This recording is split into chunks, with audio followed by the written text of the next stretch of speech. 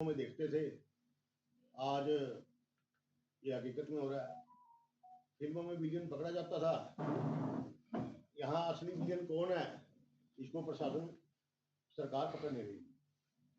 इन सब के पीछे खाली बैंक के कर्मचारी जो है इनसे पूछताछ हो रही है, खाली बैंक के कर्मचारी नहीं है, इनके पीछे बहुत बड़े राजनेता, बहुत बड़े आईएएस अफसर इनका हाथ। 590 करोड़ के घोटाले में भी एयू स्मॉल बैंक के और आईडीएफसी फर्स्ट बैंक के कुछ कर्मचारी गिरफ्तार किए हैं।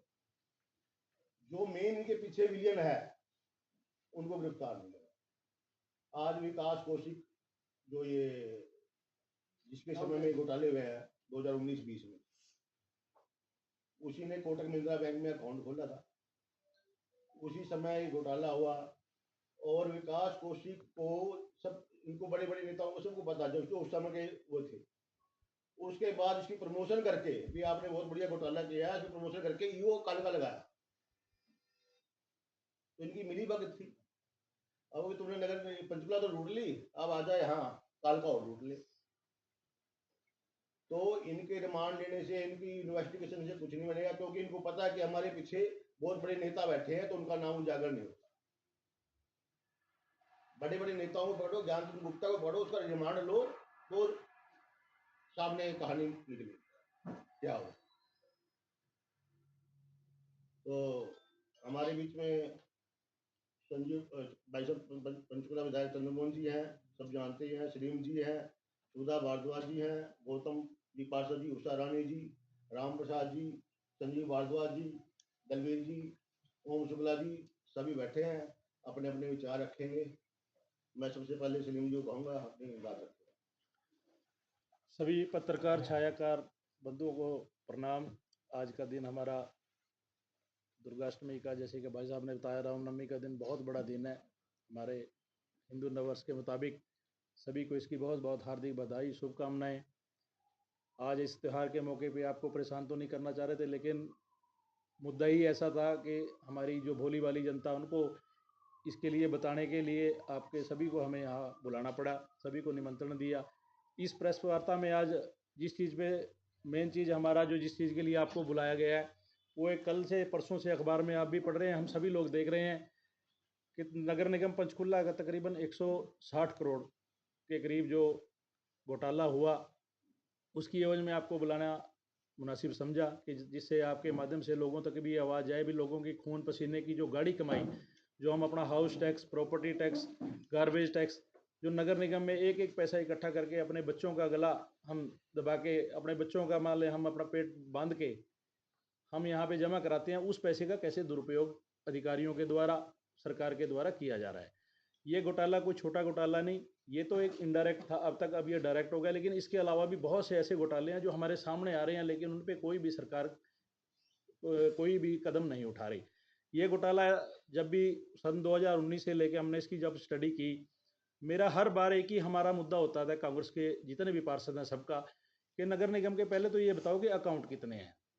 नगर निगम के खातों की अगर बात की जाए तो पीछे जब हमने पिछला बजट आया, नगर निगम के 56 अकाउंट थे 56 बैंकों में। सर, हमने ये बात बहुत गहराई से, बहुत ठोसता से हमने ये उठाई कि आप इतने अकाउंट क्यों खुलवा रखे हैं। आप इन सब अकाउंटों को बंद करके और सरकारी बैंक में, जहां हमारा भी पैसा भी सेफ हो और जहां हमें ज़रूरत पड़ने पे पैसा मौके पे मिले और हमारा इंटरेस्ट भी सही मिले, भी आप कम बैंकों में, ये आसपास के बैंकों में रखो।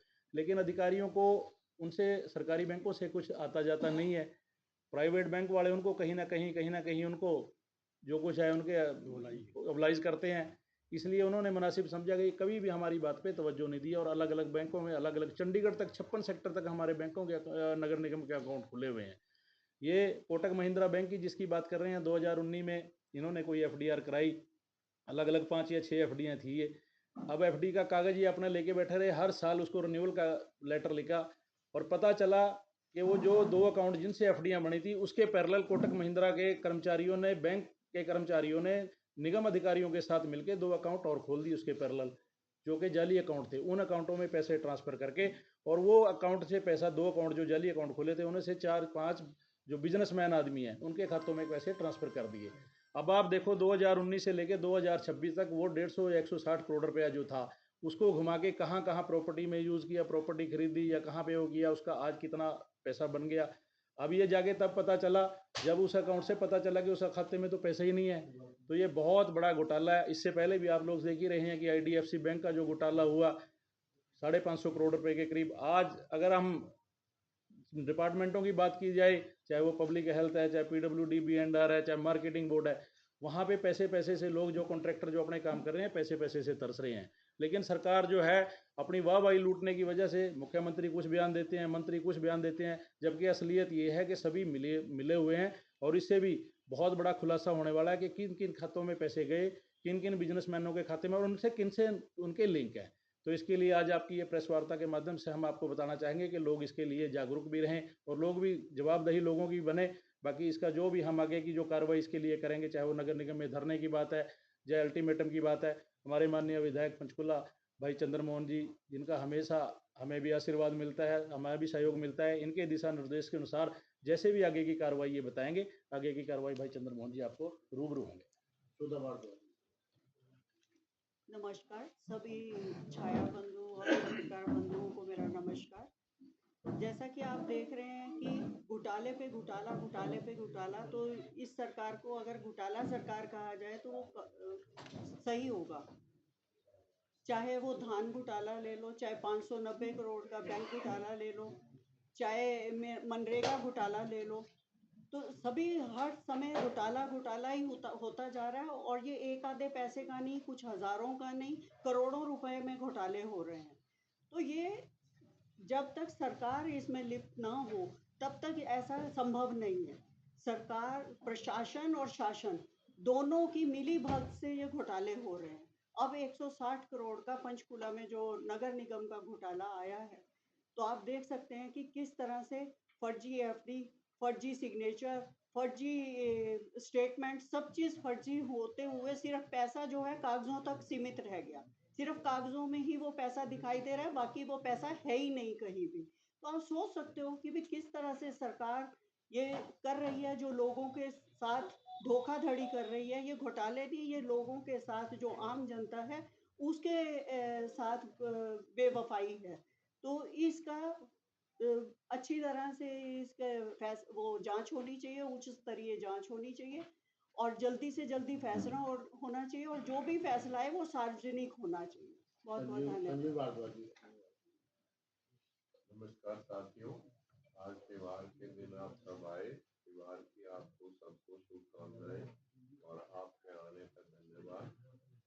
मुझे कहा गया है सिर्फ 2 मिनट बोलना है, मामला बहुत लंबा है, 2 मिनट में चलो जितना शॉर्ट करूंगा।